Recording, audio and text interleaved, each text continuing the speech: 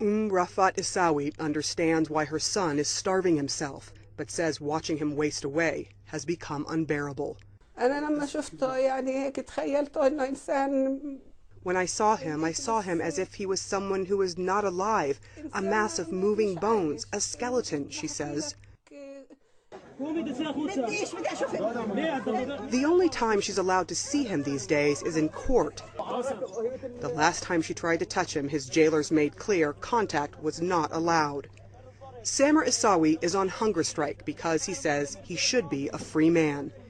In 2002, an Israeli court convicted him of terrorist charges, including attempted murder and possessing weapons.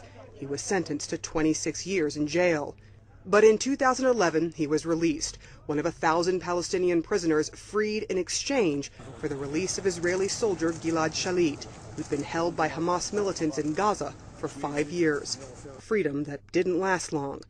Last year, Isawi was detained for violating his parole by entering the West Bank. They just say that he entered to the West Bank. That's the only charge that they have, and they want him to stay in prison to complete his sentence, which was 30 years before he was released. Isawi hasn't eaten solid food for more than 200 days.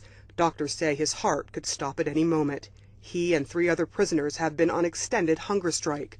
Israel has rearrested more than a dozen of the Palestinian prisoners who were part of the Shalit swap, some for parole violations. Many Palestinians say it's a way for Israel to renege on the deal, and protests in support of the prisoners are growing.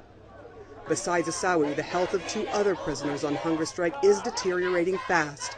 Israel says they're being held for security reasons, but the men have yet to be tried. The United Nations and EU say they should be charged or set free.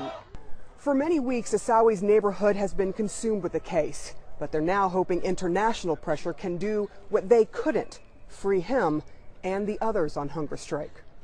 The anger building outside the prison is bubbling in another territory. In Gaza, militants have warned if anything bad happens to the prisoners, if they die, they will open the gates of hell on Israel. The last time they warned of the same, it wasn't rocks, but rockets Israel had to contend with. Sarah Seidner, CNN, Jerusalem.